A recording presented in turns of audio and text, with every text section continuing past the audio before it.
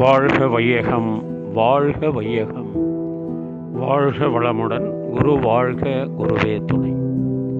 மனவளக்கலை உறவுகளுக்கு கோபாலின் வணக்கங்களும் வாழ்த்துக்களும். அருட்தந்தை வேதாத்திரி மகரிஷியின் மனவளக்கலை பற்றி தினமும் சிந்தித்துக் கொண்டிருக்கின்றோம்.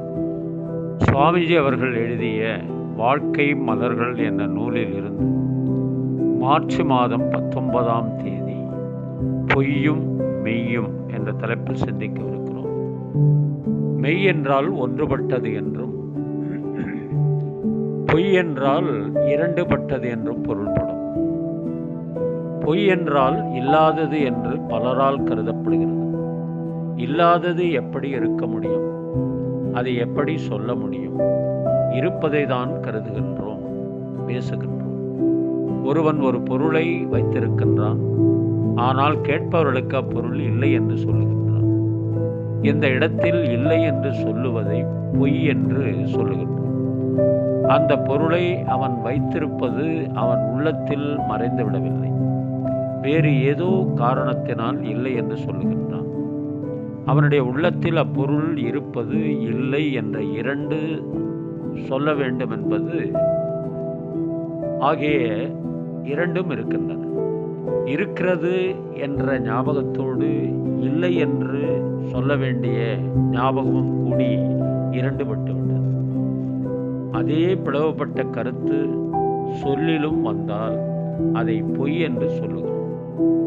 இதே போன்று ஏக நிலையாய் அரூப நிலையாக இருந்த தெய்வ நிலை அணுவாகவும் பரிணாமம் அடைந்து விட்ட பின் அது இருநிலைப்பட்டு விட்டது.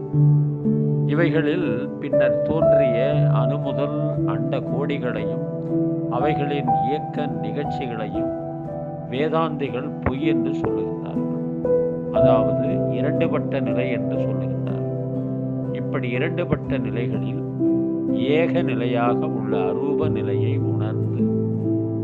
உணர்ந்து கொள்ளும் ஆற்றலை ஞானம் என்றும், அதை மறந்து இரண்டுபட்ட நிலையை மாத்திரம் கண்டு அறிவு மிரட்சி கொண்டு இயங்கி நிற்கும் நிலையை மாயை என்றும் கூறுகின்றார்கள் அருட்தந்தை. இதை கவியரசர் கண்ணதாசன் இறைவன் இருக்கின்றான் என்றும் இல்லை என்றும் இரு சாரார் கூறி வருகிறார்கள். இல்லை என்ற போது பொய் என்றாகிறது. அதனால் அது இரண்டுபட்டு விட்டது.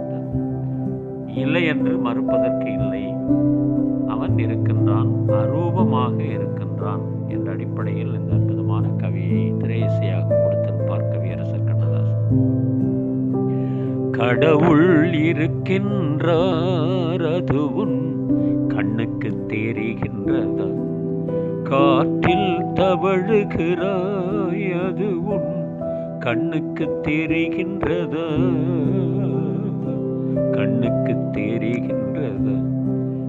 இருளில் விழிக்கின்றாய், எதிரே இருப்பது புரிகின்றதா? இசையை ரசிக்கின்றாய், இசையின் உருவம் வருகின்றதா? உள்ளத்தில் இருக்கும் உண்மையின் வடிவம் வெளியே தெரிகின்றதா? வெளியே தெரிகின்றதா? புத்தன் மறைந்து விட்டான், அவன் தன் போதனை மறைகின்றதா? சத்தியம் தோற்றதுண்டா? உலகில் தர்மம் அழிந்ததுண்டா? இதை சரித்திரம் முழுதும் படித்த பின்னாலும் சஞ்சலம் வருகின்றதா? சஞ்சலம் வருகின்றதா? செயல்விளைவு நீதியை இந்த வரியில் எழுதியிருப்பார். தேடியும் கிடைக்காது நீதி, தெருவினில் இருக்காது, சாட்டைக்கு அடங்காது நீதி, சட்டத்தில் மயங்காது, காலத்தில் தோன்றி கைகளை நீட்டி காக்கவும் தயங்காது, காக்கவும் தயங்காது. கடவுள் இருக்கின்றார், அது உன் கண்ணுக்கு தெரிகின்றதா? காற்றில் தவழுகின்றாய், அது உன் கண்ணுக்கு தெரிகின்றதா? கண்ணுக்கு தெரிகின்றதா? வாழ்க வளமுடன். நீங்களும் உங்கள் அன்பு குடும்பமும் வாழ்க வளமுடன்.